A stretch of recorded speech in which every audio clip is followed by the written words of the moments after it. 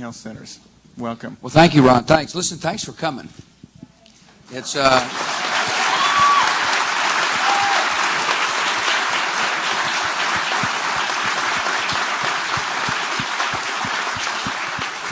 you can see, I'm joined by some of your fellow citizens here to have a dialogue about health care.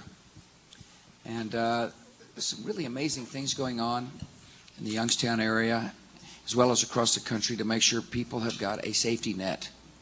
And that's what we're going to discuss, community health centers and why they're important for Ohio, why they're important for the country, and how they fit into a strategy to make sure we do a better job of controlling costs, as well as making sure people get health care. That's what we're here to discuss. We got some real experts here that I'll be introducing in a minute.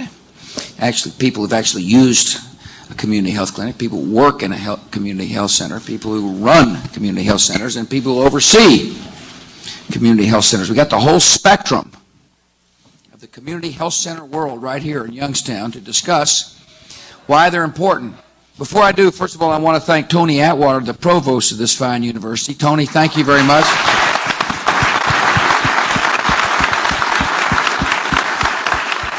You're a good man to host us.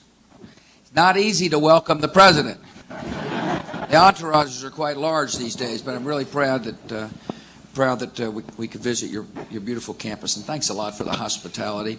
Tom Van Coverden is the president and CEO of the National Association of Healthcare Centers. Tom, thanks for coming. Glad you're here.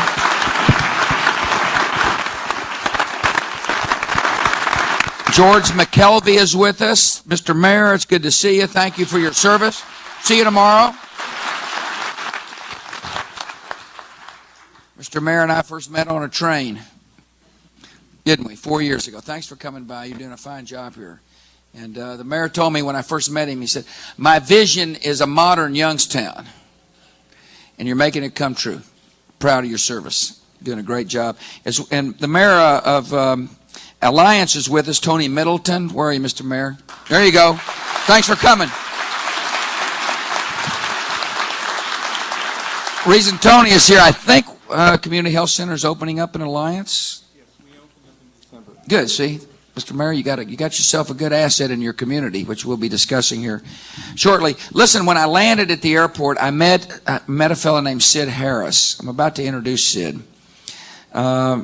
He has been an active volunteer at a local hospital for 15 years, where he's performed over 4,000 hours of volunteer help.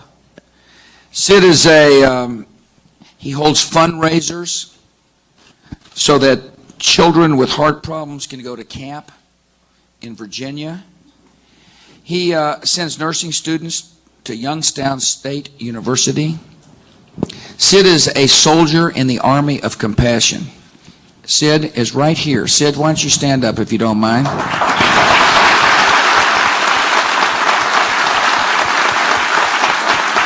Thank you, Sid. As his wife pointed out to me when I got off the plane, Sid may not be able to see you, but he sure can hear you. And the thing about Sid is that he is such a loving guy that he wants to help somebody in life. That's what he wants to do. We talk about the strength of the country being the U.S. military, and we're going to keep it strong so the world will be more peaceful and free. We talk about one of our strengths being the fact that we're a wealthy nation compared to other nations, and that's the way we want it. We've got to make sure we remain the best place in the world to risk capital and so people can work. But the true strength of the country is in the hearts and souls of our citizens. That's the true strength of America.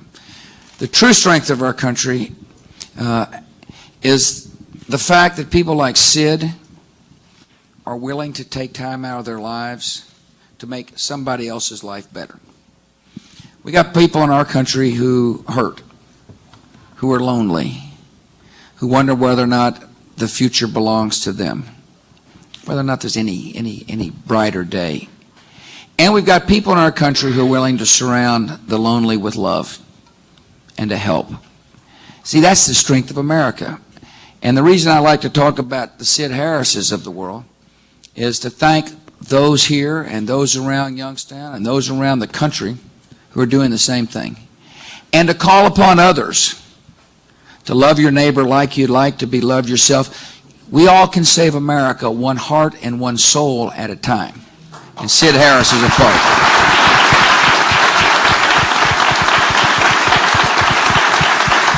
I appreciate you coming, Sid. There's an interesting debate in Washington about health care.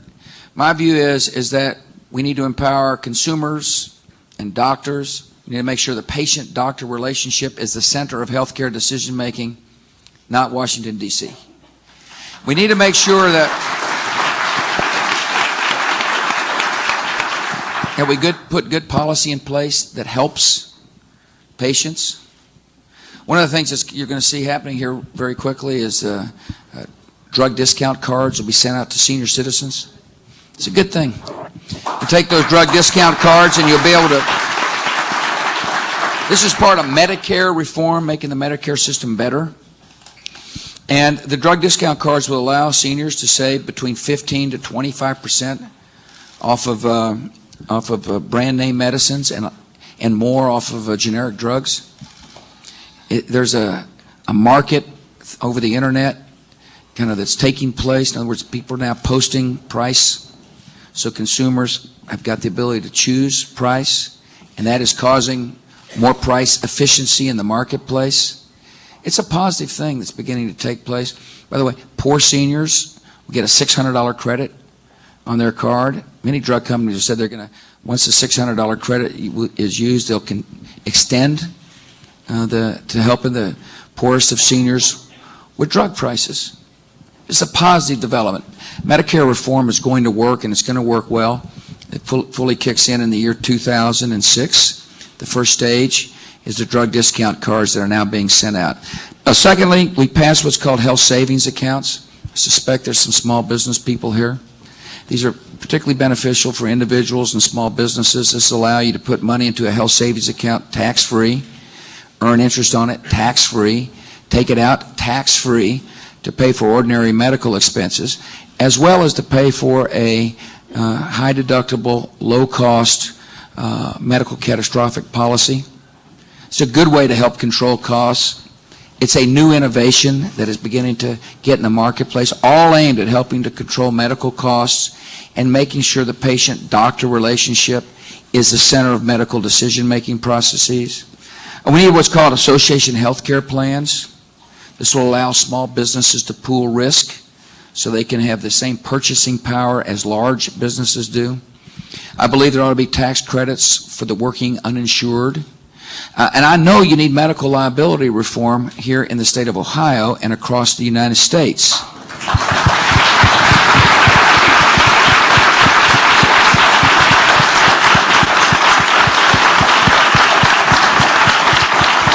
Here's why. Junk and frivolous lawsuits cause docs to have to practice what's called defensive medicine. In other words, they practice more medicine than you need in order to make sure that if and when they get sued, they've got a good case. Secondly, junk and frivolous lawsuits mean their premiums go up for their medical liability insurance, which means your bills go up. Thirdly, junk and frivolous lawsuits discourage good docs from even practicing medicine in the first place. If you want health care to be affordable and available, you need to have a legal system that is fair and balanced. I believe this is a national issue because it runs up the cost of medicine for national budgets. The Medicare budget goes up, the Medicaid budget goes up, the veterans' health care system's costs go up. And we need a law coming out of Washington to make medical liability reform the law of the land. It passed the House, it's stuck in the Senate.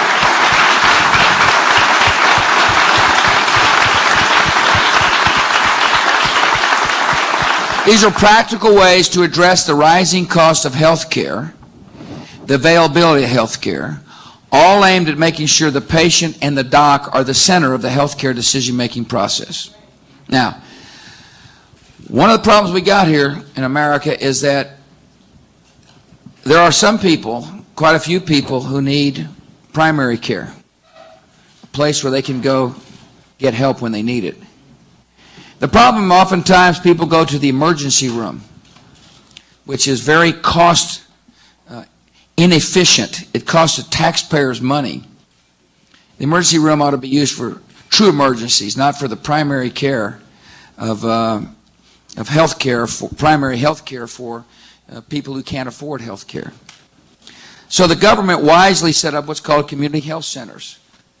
These are facilities where, that provide primary and prenatal care, checkups, immunization, preventative treatments to anybody who needs them. In other words, this is a part of the safety net. It's a wise expenditure of taxpayers' money. It relieves pressure off the emergency rooms, and it provides a safety net for some of the citizens in our communities. We provide care up to about 13 million people a year, I think.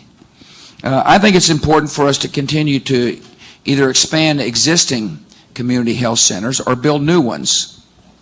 The goal I set when I first got elected was that we would expand them by 1,200, expand or build 1,200 new ones.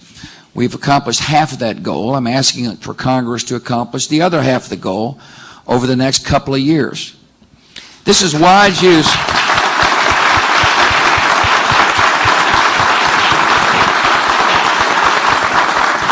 These things make sense.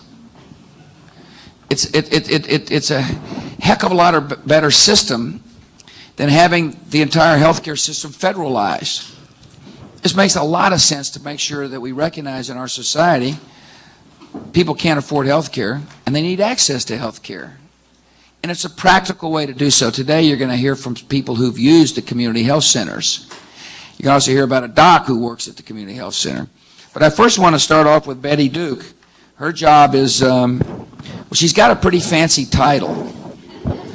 She's the administrator of the Health Resources and Services Administration. HRSA.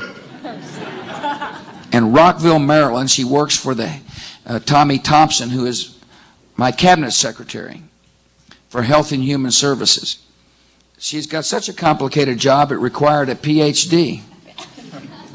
But her job is to oversee this health center initiative, the expansion of existing health centers or the building of new ones in communities where there is a need. Why don't you tell us, Betty? Just tell me anything you want to say. You're welcome. It's your mic.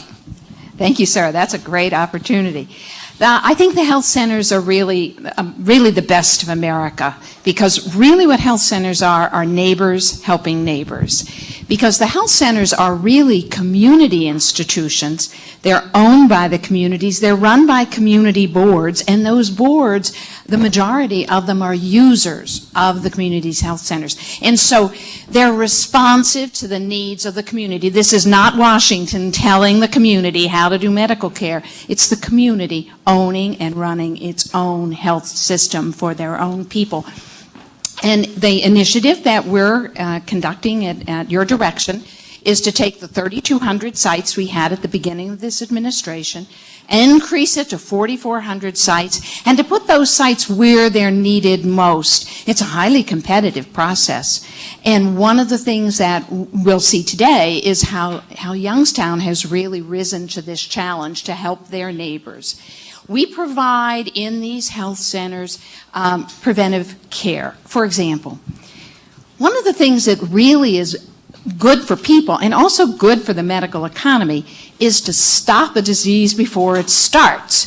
For example, diabetes. If we have a patient in our medical home at the community health center and we see preconditions of diabetes and we can treat those preconditions, the disease never sets in. We save agony for the patient and we save money for the economy. Or if a patient is in our medical home and early detection notes cancer, we can often cure that cancer before it takes over a life. And if perchance it has already advanced, we can provide good treatment and we can extend the life and the quality of life for that individual. So we can do a lot of things because it is community-based, it's home-based medicine. And we can do great things for children. For example, we're in this expansion, we're not just doing bricks and mortar. It's not just 1,200 new sites, even though that's fabulous. We're also expanding services like oral health care, especially for children. Because when a little person looks in a mirror, the smile that comes back should be the smile that affirms that young person, that sends that person off to be a productive person in society. And that's what we're about. So as part of this initiative, we're also requiring oral health services increases. So we think that this initiative is good for America. It's good for the communities of America. Yeah, I appreciate. One of the things we're trying to get up to serving 16 million people. See, there's a lot of discussion about whether or not people have got access to health care. This is access to health care in a practical way. 16 million people.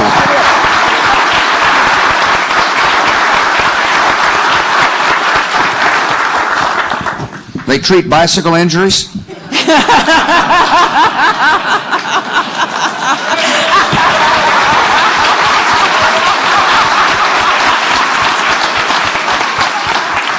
I was wearing my helmet, I want you to know. Ron, you're the CEO of the Ohio Northeast Health Systems, Inc. That's a long title for... We call it one, as a number one. Number one? Okay. You're the health CEO of number one then. And so, like, what is your... How many of these centers do you run? How long have you been running centers? Okay. How often are they open? The Youngstown site opened in 1988, and from 88 to 98, I was functioning primarily as a pediatrician and as a medical director. And then in 1998, the CEO job was thrown at me. I wasn't. Did you want to catch it? I did not want to catch it at that time. I had no. You business. did though, didn't you? Anyway. Yes. I had no business experience, and I was a physician, and I was happy with it. However, since in 1998 we had 8,000 patient encounters. By 2003 we had 40,000 patient encounters, and that's because of your initiative. We have expanded twice in that time period, one to Warren, Ohio, and one to Alliance, and.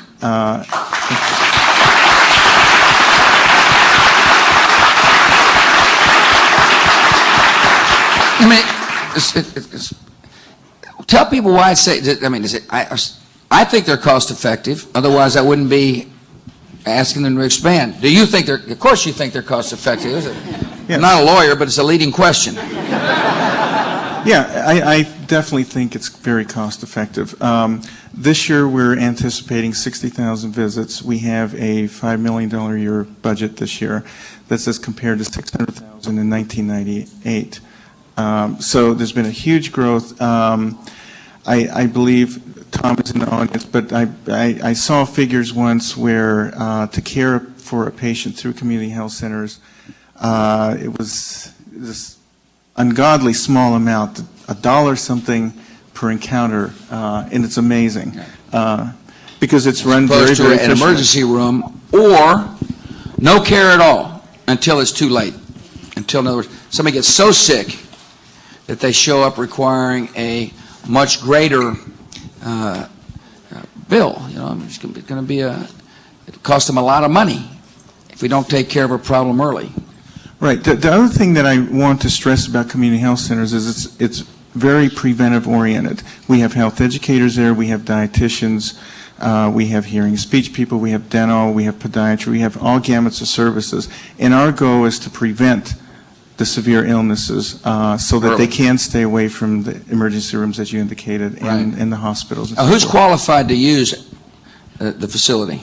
We take anyone. Our mission is to serve the uninsured and underinsured populations. In fact, in 2003, 39% of our patients were totally uninsured.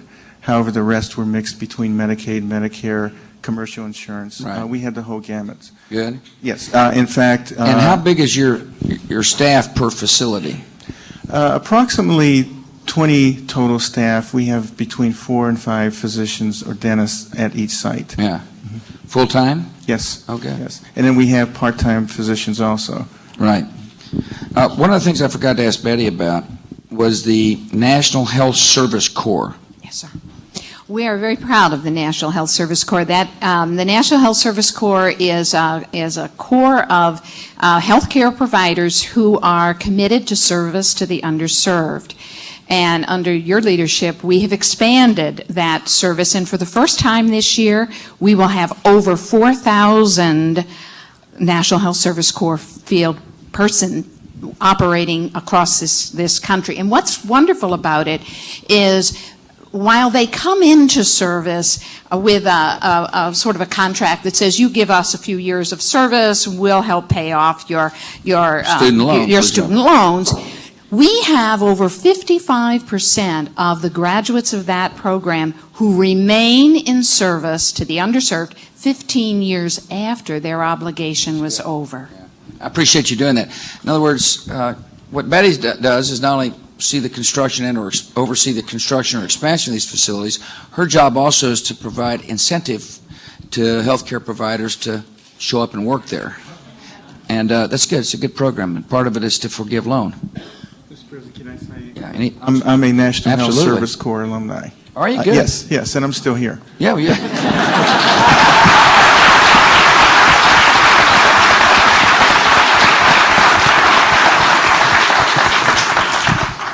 We got somebody who works for you here. Yes. Compton. Compton, I'm glad you're here. Thank you, Mr. Comp's a President. doc. What kind of doc are you? I'm an obstetrician gynecologist, Mr. President. All right, how long have you been practicing medicine? I was practicing for 21 years in the city of Alliance. And? And I was unfortunately forced out to give up that practice because of the rising cost of malpractice insurance. Let me stop you there. You heard me talk about the need for medical liability reform?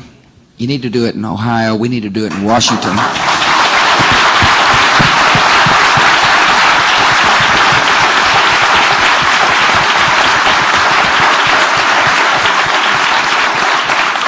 Listen, everybody ought to have their day in court, but I mean, it's a reasonable person must know that the system is totally out of whack. Totally out of whack when you start driving people out of business. People who you need in your communities. Fortunately, I didn't mean to tell your stories for you. Oh, it's okay.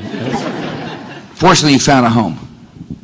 Yes. After I left Alliance, fortunately, Alliance became an area in need, and so Dr. Donnell had that vision and persistence because it's been quite a while we've been planning it, and he was able to get an expansion clinic in Alliance. And we got in contact with each other, and he decided to recruit me there, which for me actually has been a lifelong dream come true, because I had planned spending my retirement years in helping people who are underprivileged and underinsured. And when he came along, I thought I had a lot of plans of going to the Native Indians and stuff like that. I thought, well, that's not going to work very much for me. And right here, right at home, the opportunity came, and I want to personally thank you very much for that. Yeah, no, yeah, thank you.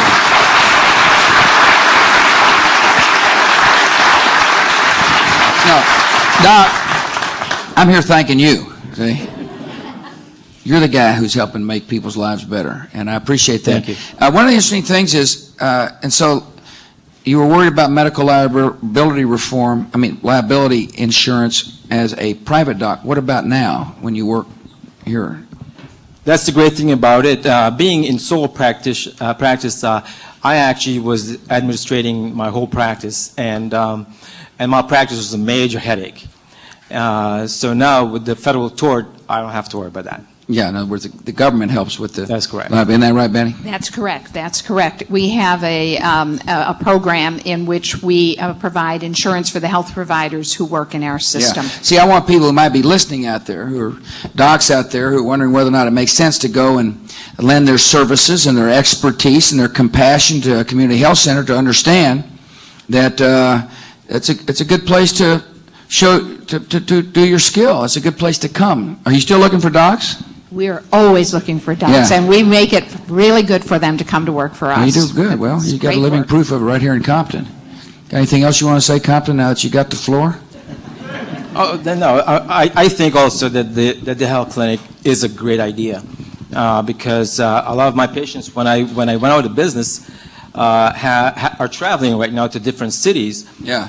And the problem is that a lot of them don't seek the health care because they either can't afford it or they can't do the distance, and they have young kids at home. So it is a major help for these people. Well, that's good. Yeah. Thanks. Appreciate you being here. Oh, Thanks thank for your you, sir. compassion. Thank Glad you. you're here. You ready to go? Cindy. Yes. Got the mic there. Got the mic. Which one is your grandson? That handsome gentleman right there. In the uniform. Thanks for your service, Sergeant. Appreciate it.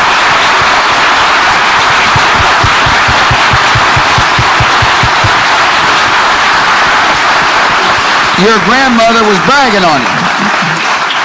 Your grandmother was bragging on you.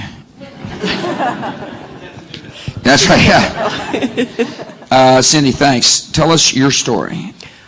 I am one of the success stories to come out of Youngstown Community Health Center. I had started feeling ill in 2002. Went to a clinic. 6 months later, I still didn't know what the problem was.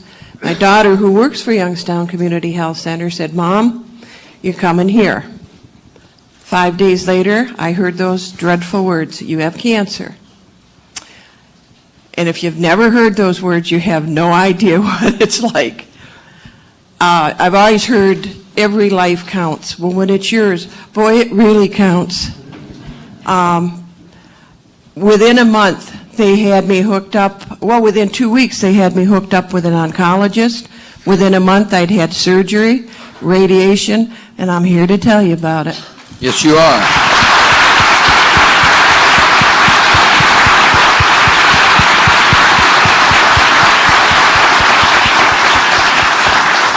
So the center's sitting there.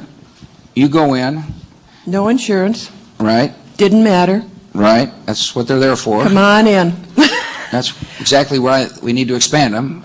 And, obviously we want people to have insurance. We need to work to encourage people to have insurance. There's ways to do so in a cost-effective way as well through tax credits. Some don't have insurance. Some are too poor. Some are sick. Some never been to a doctor in their life. These centers are available. And you not only go to the center, you obviously find a specialist. Yes, Or they find a specialist for they you. found him for me. Right, yeah. They took care of everything. They don't only take care of you physically. The staff, from the doctors on down, take care of your emotional needs, your well-being. Kind of like a hospice. It's wonderful. The Is that staff right? there is unbelievable. We look at the total well-being of the person, Yeah. not just the disease, but the overall total. And so do you It's a have holistic approach. Yeah, so you have volunteers there who help post-surgery, Well, they're not volunteers, we pay them. We have some volunteers. paid volunteers.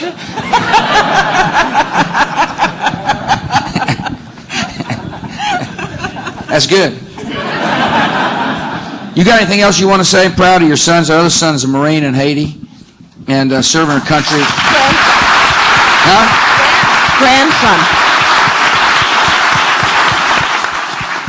Grandson. That's their I mean mommy right grandson. there. What am I saying?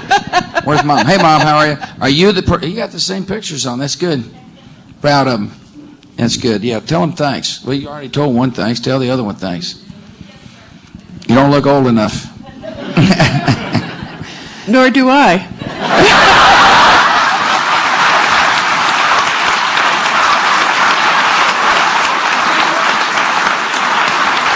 Yeah.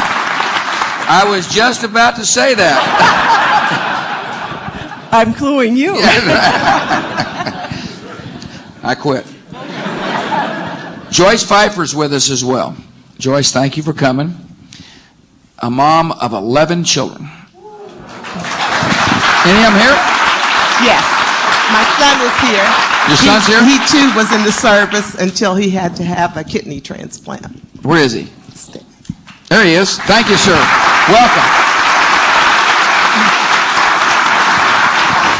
Mr. President, I'm honored to be here today, and had it not been for our good Lord and these doctors at the health center, I probably would not be sitting here. In 1995, my husband retired. 2 years later, our insurance was over, so I had no health insurance. I also have diabetes and hypertension, so I needed some place to go for long-term health care. And the people there have been absolutely wonderful to me. In 2003, in December, we found out that I needed a surgery, a DNC. Well, I really didn't want to have it because of cost, but the doctors there insisted that I be prepared for this DNC. In order to do this, they wanted me to have medical clearance, which entailed catheterization. During the catheterization, they found 3 blockages that were 90% and upward. The cardiologist I was referred to from the center, he said to me, had I had a heart attack, it would have been fatal. Now, if they hadn't pushed me to go to the doctor made me sit there while she called a cardiologist. She would not let me out of that cube. He was very kind to me. He did the catheterization, and in January of this year, I had open heart surgery. There were not 3 blockages, there were 4. Whoa. I'm grateful to the people at the Youngstown Community Health Center, to every doctor. There you go. And the government, they pay for it, right? The operation? Not yet. Not yet. Yeah, this is it's a fantastic story. And the operation was in January? In January. This year? This year. Ah, you look great. That's right.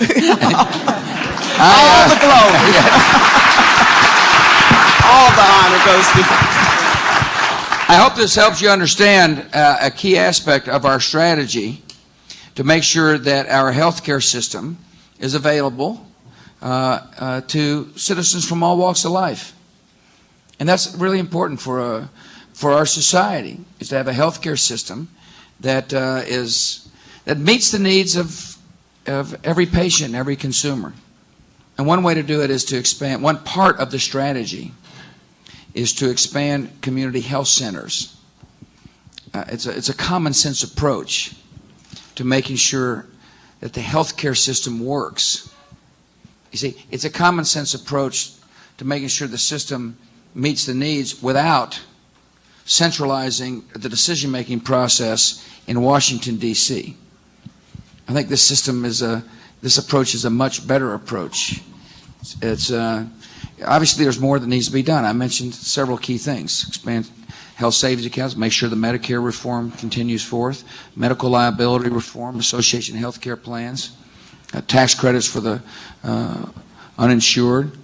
But all of it fitting together makes sense so that the country can be proud of the healthcare system, so docs can feel comfortable practicing medicine in the healthcare system, so that we can remain the best place in the world to get health care.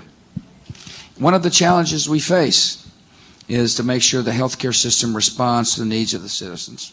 Another challenge we face is to make sure we secure our country. And I can assure you I will use every asset at my disposal to make sure the American homeland is safe and secure.